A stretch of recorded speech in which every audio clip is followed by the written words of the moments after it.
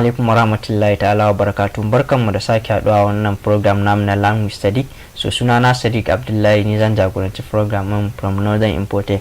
So duba da yanayin yacca mutane suke ta requesting a yi bayani akan shi kanshi kwamfuta gaba ɗaya ma tun daga farko su suna kokarin su ce a bisan komai akan kwamfuta ba a yi bidiyo akan kwamfutan da koyan shi gaba ki dai. So insha Allah zan yi kokari yanzu zan fara yin videos akan kwamfuta gaba ɗaya ma kwamfuta fundamentals, wasu key abubuwa da mutum ya kamata ya sani inda daga scratch ne zaka fara amfani da kwamfuta. So da farko ita kanta ma za mu fara sanin mecece kwamfuta. So kwamfuta dai kamar yacce mutane suke sani ko kuma suke tunani wai in kana da kwamfuta a gida, desktop system ita ce kwamfuta. So shi kwamfuta mashin ne da aka kirkire shi domin adana bayanai kuma ya sarrafa bayanan wani lokacin har ma karɓar bayanan duka a lokaci daya. So duk lokacin da aka samu kwamfuta, inda duk wani abu da zai sauƙaƙa maka aiki yana iya kiransa da kwamfuta gabaki daya. So yawanci kwamfuta, agogo kwamfuta ce, calculator kwamfuta ce, sai system da muke da ita ma kwamfuta ce. Duk wani abu da zai sauƙaƙa maka aiki shi ake kira da kwamfuta. Ba wai a ce wai iya ta gida da muke gani yau da gobe kwamfuta ko desktop a ce ita ce kwamfuta.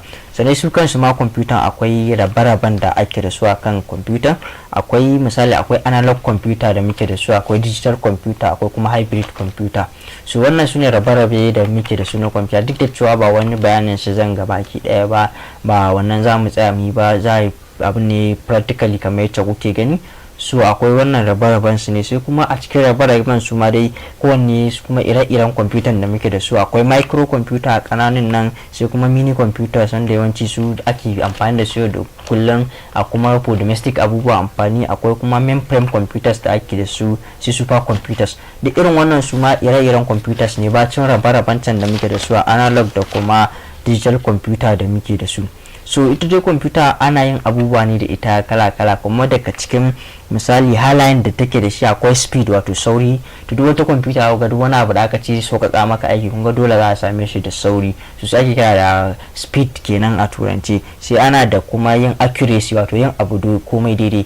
Ta kwamfuta ba ta mistake ko a wani lokaci, abin da aka bata shi za ta fitar da shi a daidai, wato accurately, shi ake kira da accuracy kenan. Sai kuma storage, kwamfuta tana da wani abu, duk wani abu da zai sauƙaƙa ma aikin ka, inji ko wani abu, so mashin yana da storage, wato gun adana wani abu. So in normal kwamfuta ce tana da gun adana bayanai da sauran abubuwa, so shi ake kira da storage, domin ta adana maka bayananka a koda yaushe. To irin wannan shi ake kira da kwamfuta. So sannan kuma ita kwamfuta misali in muka dauki ta gida, akwai misali zamu iya cewa akwai ayyukan da ake da su. Wannan bidiyon zai zama na bidiyo na farko ne kamar introduction akan me ma kwamfutan gabaki daya. So idan kana da kwamfuta normal ta gida, system ta gida, akwai ba ayyukan da ake yi da ita.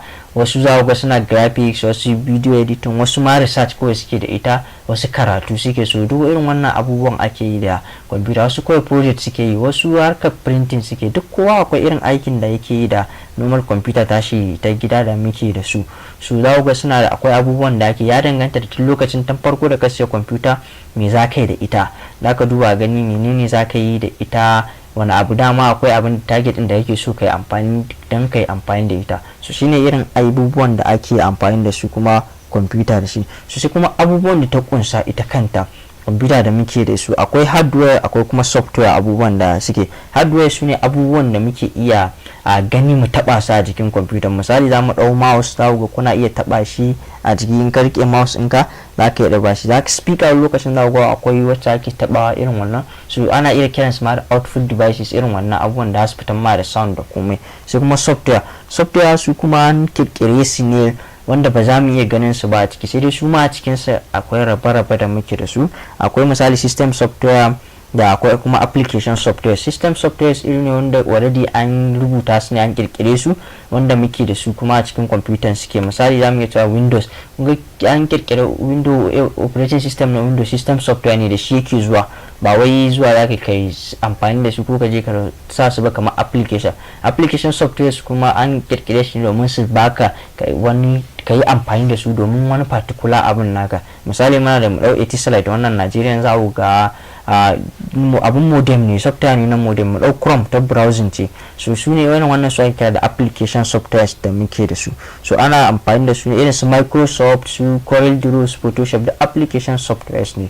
So wannan shi zai mana bidiyon mu na farko akan computer fundamentals, akan ilimin computer da zami. So sunana Sadiq Abdullahi from Language Sadiq daga nan Northern Imported. So insha Allah aka zan yi kan videos din a hankula har mutum ya fahimci computer da kansa. So wannan shine bidiyon mu na farko, ka kuma kuna tare da mu da ku yi kuma a bibiyan mu da a shafukan sada zumuntan mu. Sunana Sadiq Abdullahi from Northern Imported. Sai Allah ya lama bidiyo na gaba.